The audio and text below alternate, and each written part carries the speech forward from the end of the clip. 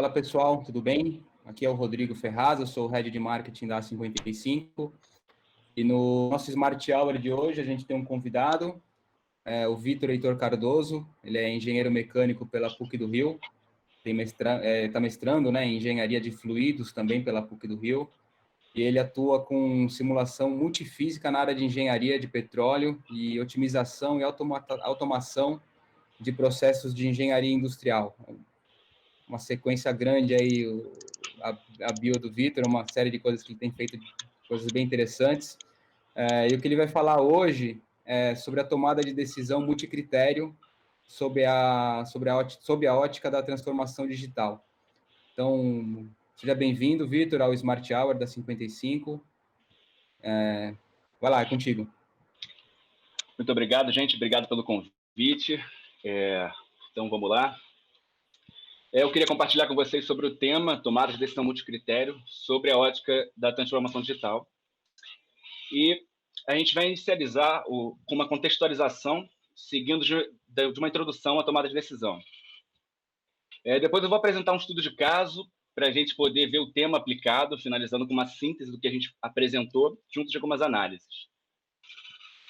Para o contexto, a gente vai relembrar um pouco sobre o histórico de transformações industriais que nós passamos como sociedade. Assim, a gente vai poder ver melhor a conexão entre tomada de decisão e transformação digital. E uma coisa eu gostaria de ressaltar que esse contexto ele vai ser baseado na literatura de pesquisa operacional. Então, se alguma pessoa com outro background tiver algo a acrescentar, não se sinta coado, eu estou totalmente aberto a comentários e melhorias. Então, vamos começar. As nossas transformações elas começam com a mecanização, né? Primeira revolução industrial, a gente teve a primeira grande mudança social com a transição do sistema agrário para o sistema urbano. A gente começou a utilizar mais ferro, aço, cobre e outros materiais básicos como a gente nunca tinha utilizado antes. E após cerca de mais ou menos um século, a gente depois teve uma nova mudança, que é caracterizada pela segunda revolução industrial. Esse período ele acaba sendo conhecido pelo surgimento de linhas de montagem, economia de escala, produção de massa e etc. Porém, a gente tem sempre que lembrar que a maior mudança desse período, dessa época, foi o uso de eletricidade e exploração de combustíveis fósseis para geração de energia.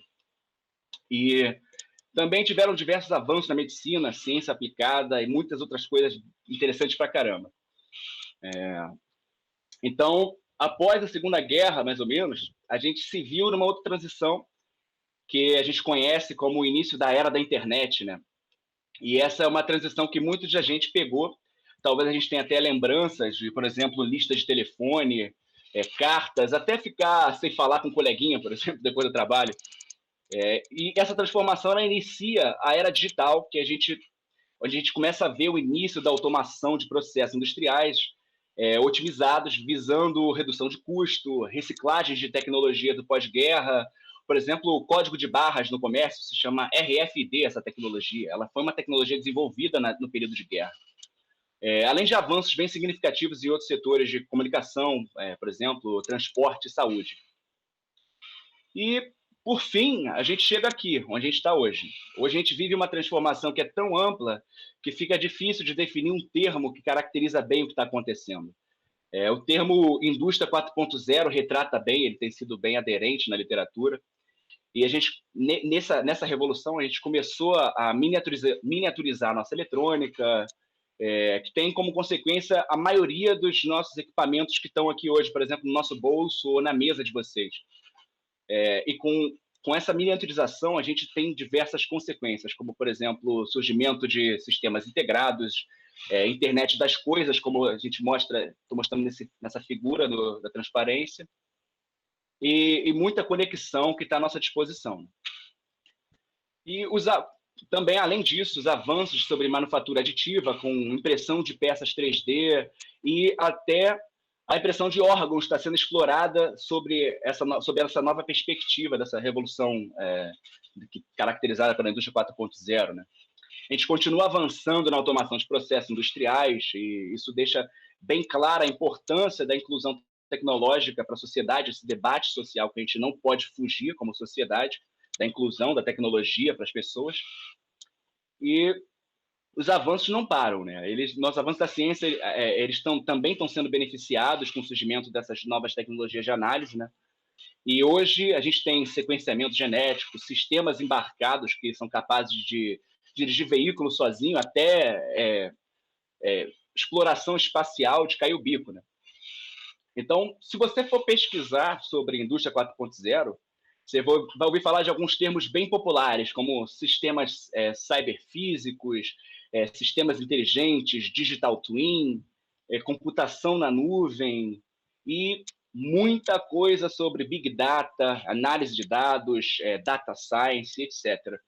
O que a gente vai ver que a gente vê de uma forma ampla é que essas transformações digitais, com essas transformações digitais, o nosso processo industrial aumenta o valor agregado, né? As tecnologias de ponta estão cada vez mais acessíveis, nossos processos estão cada dia mais integrados e a gente nunca gerou tanto dado.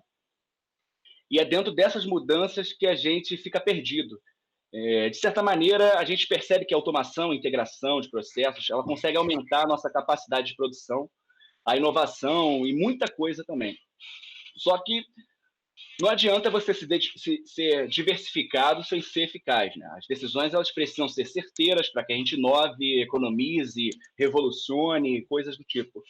Então, não basta a gente apenas implementar um monte de tecnologia. A gente também precisa da informação para que essa tecnologia seja relevante para o nosso processo. Então, hoje a gente tem ferramentas novas que ajudam a otimizar diversos processos. A gente, com isso, ganha escalabilidade, a gente consegue monitorar recursos e ativos em tempo real. A gente consegue criar canais de comunicação cliente-empresa para obter feedback. A gente consegue monitorar os nossos impactos ambientais, melhorar o nosso processo de segurança, aumentar o nosso ritmo. Só que considerando todo esse volume de novidade, de integração de dados, como é que a gente decide o que é melhor para a nossa empresa, para o nosso setor, para o nosso processo, para a nossa decisão do dia a dia, no caso. Né? E a gente pode auxiliar os nossos processos de decisão usando técnicas de apoio à decisão. Com o aumento dos processos integrados e automatizados, a gente gera mais dados. E a gente pode inferir análises em cima desses dados, utilizando ferramentas de otimização, pesquisa operacional, que nos ajuda a tomar decisões melhores. Então, a gente vai falar agora sobre o tema da nossa conversa, que é tomada de decisão multicritério. E eu vou me dirigir ao tema como MCDM, para facilitar a narrativa, beleza? Esse tema ele faz parte da área de pesquisa operacional, como eu falei antes, que por si só é muito multidisciplinar, né? A pesquisa operacional ela ganha forças nos períodos de guerra do século XX, onde os atores dessas guerras eles precisavam gerenciar recursos que eram escassos naquele momento, né? E isso foi um grande incentivo para o desenvolvimento da ferramenta que auxilia na priorização. Essas ferramentas elas acabaram caracterizando o que está nesse segundo item aqui, que é o sistema especialista. Então, vamos lá. Imagina que você precisa tomar a decisão para um cenário que você está vivendo. Aí você se vê nesse caminho hipotético com diversas placas que direcionando você, mas você não sabe muito bem para onde ir. Então, uma boa definição para MCDM é que ele é um conjunto de métodos e técnicas que ajudam na tomada de decisão quando diversos critérios precisam ser considerados. E numa outra definição também, a gente observa que o cenário onde é necessário escolher pelo menos duas alternativas, considerando múltiplos objetivos e múltiplos critérios, caracteriza um problema MCDM. O desenvolvimento dos métodos MCDM ele se origina dos estudos do economista Herbert Simon, que idealizou um processo que é dito como racionalidade pura. Ele foi implementado com o objetivo de tomar decisões em organizações econômicas. E esse procedimento ele é baseado na identificação de um problema, na concepção desse problema e na decisão.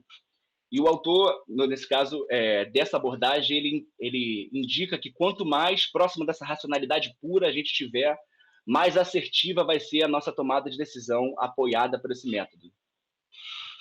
Mas a gente sabe que o processo de tomada de decisão ele não é booleano. Existem diversas incertezas que surgem no processo de decisão. Para tratar dessas incertezas, os outros economistas, Daniel Kahneman e Amos Tversky, eles idealizaram uma abordagem chamada teoria da perspectiva, que é uma tradição livre. E nessa abordagem, o julgamento subjetivo do decisor e incertezas inerentes ao processo, elas são consideradas. Esse estudo ele se fundamenta na área de economia comportamental e os tomadores de decisão eles podem, por exemplo, ter definições diferentes do que é risco, do que é incerteza, sucesso. E nos dias de hoje, o panorama atual de MCDM ele acaba sendo entendido como uma mistura entre essas duas abordagens, que é dito como racionalidade limitada, né? Onde essa abordagem ela foi conceitualizada pelo economista Richard Thaler, com base nos trabalhos dos economistas anteriores que eu apresentei. E o objetivo era criar um modelo procedural como o de Simon e também considerar a maneira de modelar incerteza e subjetividade no processo que Kahneman e Tversky tiveram, né? E esse método ele considera heurísticas, que são simplificações de problemas que o tomador de decisão faz por conta de ter experiência no assunto. Por exemplo, um tomador de decisão seguro, ele vai basear a sua escolha nessa experiência. Isso é uma subjetividade. Isso caracteriza uma heurística, né? E esses estudos eles tiveram um grande impacto social e econômico, tanto essas três abordagens, né? O Herbert Simon ele ganhou o Nobel em 78, o Kahneman e Tversky ganharam junto de um outro economista um Nobel em 2002, e recentemente o Richard Thaler ele ganhou o Nobel em 2017 com as contribuições dele na área de economia comportamental. Então, isso é um tema que está sempre surgindo, sempre sendo inovado e com bastante relevância na sociedade. Bom, então, vamos ver um exemplo para elucidar o que é MCDM, né?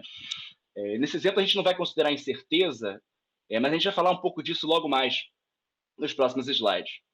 Então, eu queria que vocês notassem que nessa figura na tela, a gente tem 6 etapas, né? Então, primeiramente, a gente vai identificar o problema. É a etapa principal, primordial. A gente tem que identificar o problema, o que está acontecendo. E nesse exemplo que eu vou dar aqui, eu preciso de uma maneira confiável para ir e voltar do trabalho. Bom, agora que a gente conhece o problema, a gente tem que se perguntar o que é relevante para que a gente possa tomar essa decisão. Quando a gente responde isso, a gente tem que responder isso considerando os nossos interesses e preferências, né? Que nós, como tomadores de decisão, precisamos considerar o interesse e preferência para resolver o problema. E esses interesses e preferências eles vão caracterizar os critérios de decisão que a gente vai utilizar. E nesse exemplo, os meus critérios de decisão eles são eco-friendly, barato, funcional e confiável. Então, agora que a gente tem os critérios de decisão, existe alguma coisa que é mais crítica do que a outra? Essa pergunta ela vai nos ajudar a obter um ponderamento entre os critérios, né? Vamos, por exemplo, dizer que eco-friendly e confiável são coisas imprescindíveis para mim, enquanto outras coisas são igualmente, os outros critérios são igualmente importantes. Então, agora que a gente tem o peso dos critérios, a gente precisa descobrir o que atende às nossas demandas, a minha demanda, no caso, como tomador de decisão. E essas são as minhas alternativas. Quais são as minhas alternativas? Por exemplo, a listagem ela pode ser bem complexa, mas ela vai variar com o problema, né? Por exemplo, deve ser muito complicado você levantar tecnologias para um certo caso que não foi feito na literatura. Então, mas nesse exemplo, vamos simplificar as coisas e vamos dizer que o que atende o problema de ir e voltar do meu trabalho é carro, moto, bicicleta, skate, patins. Então, com as alternativas levantadas, a gente vai precisar agora avaliar qual alternativa é melhor para que satisfaz o nosso problema. A gente vai precisar identificar tanto mérito quanto demérito dessas alternativas, baseado nos nossos critérios de decisão sempre, né? E aí agora a gente pode partir para a seleção. Só que aí vem a grande pergunta, né? Como selecionar? Esse exemplo ele retrata um dos tipos de problemas que são beneficiados com o MCDM. Você tem múltiplos critérios, múltiplas alternativas e um objetivo e precisa selecionar a alternativa que mais satisfaz o seu problema. Mas em MCDM você tem diversos tipos tem 3 tipos principais de problemas. Você tem outros problemas, mas os principais são 3 principais.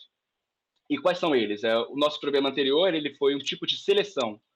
E o problema de seleção, a gente tem um conjunto de alternativas e precisa selecionar a melhor alternativa possível, considerando restrições. Além de seleção, a gente também tem problema de agregação, onde a gente precisa designar alternativas a categorias pré-definidas. Por exemplo, análise de risco pode ser um problema desse tipo. E, além disso, a gente tem, dos principais, a gente tem o problema de ordenação, que são problemas que buscam obter uma ordem de preferência entre as alternativas da mais satisfatória à menos satisfatória. No caso do exemplo anterior, a gente poderia, ao invés de selecionar uma alternativa, a gente poderia ranquear o que é melhor e o que é pior, com base nos nossos critérios. E esses 3 tipos de problemas, eles utilizam técnicas que se agrupam nesses 5 grupos principais. E eu gostaria muito de falar desses métodos, mas eu tenho receio de comprometer a simplicidade da apresentação com uma matemática braba por trás de cada um desses métodos. Então, tentando simplificar uma descrição, o primeiro método, Scoring Method, ele utiliza da aritmética básica para tratar das alternativas. O segundo método, ele é baseado no conhecimento dos decisores para obter pesos para os critérios, e em seguida ele compara cada alternativa de maneira par a par, considerando esses critérios. Esse terceiro método, ele estabelece uma relação de preferência entre as alternativas, com o objetivo de induzir um certo grau de dominância entre elas. Esses métodos eles são famosos por lidar com informações imprecisas ou informações incompletas. O quarto método ele cria uma distância abstrata entre as alternativas e uma solução ótima ou uma solução de compromisso. E o último método ele vai definir expressões de utilidade que são customizadas ao problema para obter um grau de satisfação do critério para as alternativas. Bom, então, aqui a gente tem alguns exemplos dos métodos que pertencem aos grupos que eu apresentei agora. E vocês podem notar que tem alguns métodos que estão em negrito, que são os que são utilizados no estudo de caso que a gente vai apresentar logo mais. E notem que eu coloquei exemplos de métodos para lidar com a certeza no problema, né? E a incerteza, geralmente, é modelada utilizando uma teoria chamada teoria fuzzy, que ao invés de modelar parâmetros, como, por exemplo, critérios, de forma única, ele considera uma faixa de valores que são caracterizados por essas funções de pertinência que são apresentados na figura aqui. Então, ao invés de você ter um valor que vai definir, por exemplo, 0,5 tal é o critério para tal objetivo. Ao invés de eu ter esse valor absoluto, eu vou ter uma faixa de valores, e nessa faixa de valores eu vou estar modelando a incerteza do processo. Então, lembrando que tomada de decisão multicritério é o uso da inteligência das pessoas com o levantamento de dados. E após a gente identificar o problema, estabelecer critérios de decisão, ponderar os critérios e listar as alternativas, aí sim a gente pode avaliar as alternativas levantadas com base no nosso critério. E a gente pode também considerar a incerteza inerente do processo, algum tipo de hierarquia entre critérios, alternativas e decisores, entre outras subjetividades, né? Como, por exemplo, as heurísticas que eu falei agora há pouco. E, por fim, com o nosso cenário todo estabelecido e os métodos selecionados também, a gente pode utilizar as técnicas de MCDM para nos auxiliar na decisão, para obter a decisão que melhor se adequa ao nosso caso. E todo esse procedimento que foi apresentado agora, ele caracteriza um sistema especialista. É esse sistema que ele auxilia os tomadores de decisão, utilizando inferências matemáticas e métodos de otimização aplicados da pesquisa operacional. Então, vamos dar uma olhada no nosso estudo de caso para facilitar o entendimento do método, né? Esse trabalho que eu vou apresentar agora, ele busca selecionar as melhores tecnologias disponíveis para verificar a conformidade legal de maneira automatizada para processos industriais. Ele é um estudo de caso baseado na demanda de uma empresa de petróleo brasileira que precisa automatizar a verificação da conformidade legal em plantas industriais, com base na norma reguladora 13, a NR13, né? Ela é uma norma que regula processos associados a caldeiras, tubulações e vasos de pressão. E a verificação ela costuma ser manual, que além de custosa, o inspetor ele fica aberto a risco de segurança enquanto faz a verificação, né? Então a gente vai usar técnicas de MCDM para obter uma lista ordenada com as melhores tecnologias capazes de performar essa tarefa. No nosso caso, a conformidade legal ela é verificada por meio de um documento de texto que apresenta os critérios atuais da planta industrial de acordo com as regulamentações impostas pela NR13. E aí o inspetor ele levanta essas informações e compara manualmente esses resultados levantados com a NR13, que acarreta na abertura de problemas como erros humanos, além dele estar sujeito a riscos da produção, né, na planta industrial. E com o resultado obtido nesse estudo, os tomadores de decisões podem selecionar as melhores alternativas para mitigar esse problema. Bom, a gente vai identificar o problema, né? Então, a gente tem o problema que a verificação ocorre manualmente e a solução do problema é automatizar esse processo. E, nesse caso, o levantamento das alternativas demandou mais esforço do que o catálogo dos veículos do exemplo que eu apresentei agora há pouco.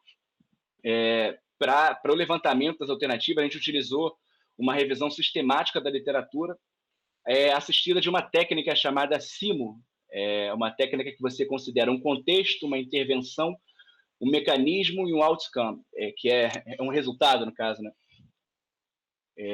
Que essa técnica ela nos ajuda a saber qual é a pergunta que a gente quer responder com a nossa revisão sistemática, né? Portanto, a pergunta ela foi caracterizada como, dentro do escopo de automação, considerando a conformidade legal de um processo industrial, quais tecnologias estão disponíveis para performar a verificação da conformidade legal de maneira automatizada? E nesse estudo, a gente está empregando a palavra tecnologia para representar um software, um aplicativo, um algoritmo ou algo semelhante, com o objetivo de generalizar o termo, né? Então, após a filtragem dos resultados, a gente obteve um total de 8 tecnologias disponíveis, que são utilizadas predominantemente em 4 áreas do conhecimento, que se baseiam em 3 técnicas de processamento de texto principais, né? Então, essas alternativas, as nossas alternativas são essas 8 tecnologias, né? Que são essa Druce, Gate, Penelope, Declare, Aristaflow, Spin e EMF. A não ser que alguém trabalhe com processamento de texto, eu admito que talvez as pessoas não conheçam essas tecnologias, que são usadas tanto no setor de construção civil, no setor privado, de forma geral, no setor legal e no ramo da computação. E os grupos de texto eles são processamento de regras declaradas, que é como se fosse um hardcode, processamento de linguagem natural e processamento baseado em fluxos. E uma vez obtidas as alternativas do problema, a gente pode começar a trabalhar no método de apoio à decisão multicritério. O nosso problema ele é do tipo de ordenação-ranqueamento, e como a gente está lidando com softwares, a gente utiliza a norma ISO/IEC 9126 para obter os critérios de decisão. Essa norma é utilizada para avaliar a qualidade de um software de forma padronizada, né? Então, foi bem, ela calhou bem para ser utilizada para esse estudo. Então, para obter o peso do critério, nesse caso, a gente criou um painel de estudos, que é uma técnica comum utilizada em pesquisa operacional, contando com 9 especialistas em conformidade legal de processos industriais. E nesse estudo, a gente considera a incerteza na avaliação dos especialistas sobre as alternativas, e a gente modela essa incerteza utilizando a teoria fuzzy, que é aplicada a um método de conversão de informação. A gente utilizou um método de conversão de informação qualitativa para quantitativa, que utiliza uma escala chamada escala SAT, que, se vocês tiverem dúvidas, vocês podem me perguntar depois sobre. E assim a gente obteve os seguintes critérios, com base na norma que eu apresentei, que são os critérios funcionabilidade, eficiência, usabilidade, confiabilidade, manutenção e portabilidade. E os especialistas, então, eles avaliaram cada alternativa, ou seja, eles usaram as tecnologias e avaliaram através dessa escala SAT, fusificada, que eu apresentei agora, a performance de cada alternativa, com base nas suas experiências, na experiência de cada especialista. E aí a certeza ela foi a certeza na decisão do especialista ela foi modelada utilizando um método chamado Fuzzy-HP. A gente também aplicou 2 outros métodos para o ranqueamento, para que a gente possa assegurar a decisão obtida, se os rankings foram realmente os mesmos. Então, com base nos critérios utilizados, nas alternativas levantadas, a gente obteve os seguintes rankings, para ambos os métodos que a gente utilizou. Né? A gente percebe que essas 3 primeiras alternativas, elas dispararam na preferência dos especialistas, porque elas se aderiram muito bem aos critérios utilizados e porque elas são muito fáceis de utilizar para qualquer pessoa que não é da área. Então, isso foi bem interessante, esse estudo. Ele levantou uma característica de preferência de especialistas para o uso de ferramentas open source, por exemplo. E é um estudo que rende trabalhos até hoje, inclusive. Então, nessa síntese que eu dei agora, eu queria fazer uma síntese, na verdade, para levantar alguns pontos. Né? A gente tem observado um avanço no uso da tomada de decisão orientada por dados.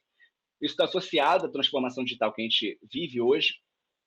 E o MCDM, esse método, ele auxilia em tomadas de decisão com caráter subjetivo, com hierarquias entre decisores, critérios e alternativas, e também considera incerteza, né? A gente também pode considerar essa incerteza na modelagem do nosso problema. Isso aí é bem interessante do ponto de vista do tomador de decisão. E com o nosso estudo de caso, a gente percebe que a gente pode integrar diversas perspectivas para obter uma solução mais satisfatória para o caso estabelecido. Então, por exemplo, a gente teve um painel com 9 especialistas que avaliaram as alternativas e o tomador de decisão ele conta com múltiplas perspectivas. Só que, no entanto, a gente também não pode acreditar que MCDM vai substituir o papel do decisor.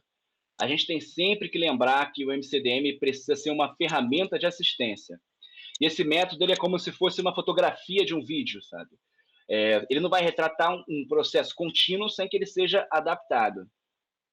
E existem alguns métodos que fornecem assistência contínua na decisão, que usa heurística em tempo real, além de outros métodos híbridos que integram ferramentas de machine learning para fornecer processos de mineração contínua de dados.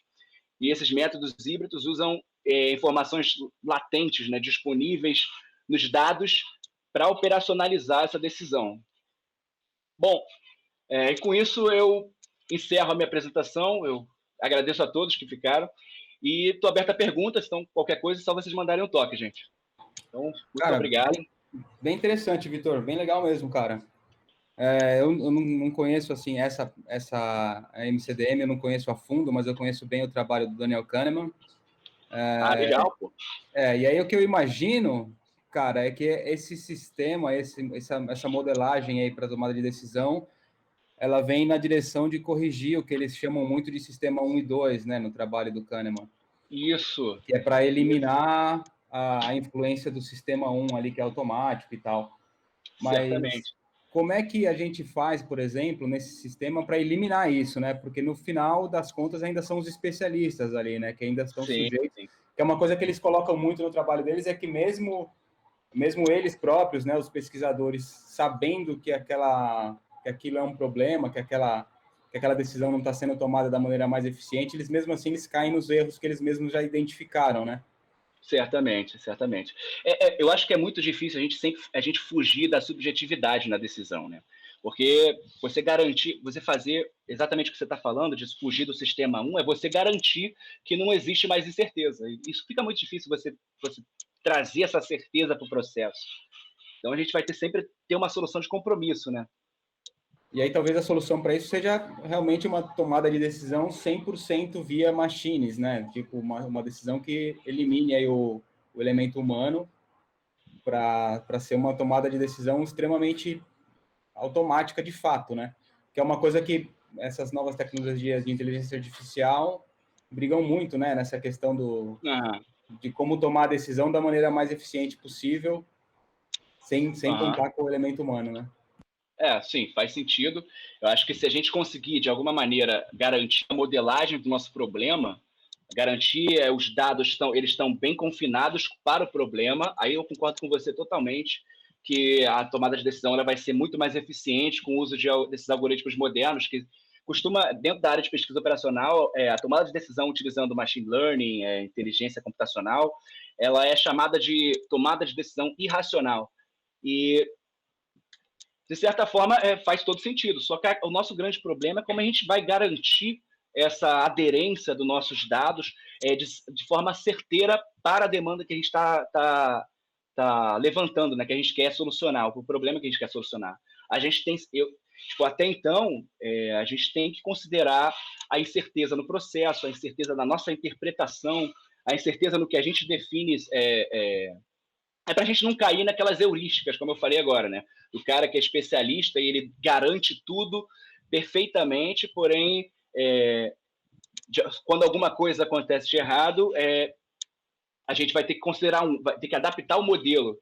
Então, se a gente já considerar que o nosso modelo que o nosso modelo é incerto, que a gente tem uma componente que modela essa incerteza, a gente talvez esteja mais no caminho para essa integração. Entendi. Cara, bem legal, bem interessante mesmo. Parabéns aí. Muito obrigado, cara. Qualquer coisa, se vocês tiverem perguntas aí, podem falar. Vou tentar responder o máximo possível. Mais alguém aí, gente? Eu tenho. Ô Vitor, obrigado pela apresentação.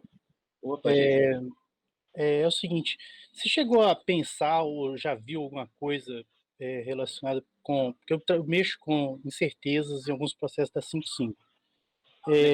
Por exemplo, entropia, né? Eu tenho algumas coisas relacionadas à entropia e, particularmente, eu estou gostando muito. Eu estou tendo resultados mais interessantes agora que eu acrescentei entropia nos cálculos de incerteza do que antes que eu usava só incerteza, entendeu? Mas você tem alguma coisa, ou até algum tipo de entropia ou alguma coisa relacionada a isso? Não, isso é muito interessante, você levantou um ponto que eu sou fascinado, né? Mas só que dentro de uma outra perspectiva. A entropia, ela modela a desordem, né? De certa forma. Eu não trabalhei com métodos que utilizam... Existem métodos específicos que trabalham com o conceito de entropia para modelar a incerteza, né? Mas na literatura tem vários métodos disponíveis, sim. Eu não conheço tanto, como eu te falei. Mas, sim, realmente você tem um ganho, você com certeza deve ter um ganho grande quando você modela a incerteza de alguma maneira. Você pode utilizar a teoria fuzzy, como eu apresentei, você pode utilizar a entropia, o conceito de entropia também, e também tem os sistemas Gray, não sei se vocês conhecem a teoria de controle, que você modela a incerteza com base nesse sistema, que é um sistema Gray, que ele funciona em uma condição onde você tem poucos dados disponíveis, né? Então, sim, realmente tem várias alternativas que você pode seguir para modelar a incerteza no teu processo. Joia. Outra perguntinha. Eu vi você mostrando uns processos de decisão, né? Ela solving, pairwise. Você tem algum método de otimização que é preferido? Eu sempre pergunto isso para todo mundo que eu vejo apresentações. Entendeu? Eu, particularmente, eu gosto muito de algoritmo genético. Eu acho que é bem elegante e tira da pessoa, né, do especialista, a responsabilidade. Deixa um processo evolutivo tomar conta. Mas eu sempre pergunto se a pessoa tem um método que é preferido. E por que é preferido? Sim, com certeza, entendi a sua pergunta. Depende da abordagem que você vai ter para o seu método, né? Eu particularmente, desses métodos, eu gosto de fazer o método, esse Distance-Based Methods, que utilizam essas técnicas aqui. É porque, particularmente, eu sou o cara que gosta muito da abstração da matemática, então esses métodos eles utilizam conceitos de distância, né? Então, a distância entre a solução ótima ou a solução que está com compromisso que a gente está considerando, que a gente aceita, para mim, ele é uma forma muito interessante de você modelar o processo de tomada de decisão. Mas também você tem que... Pode falar.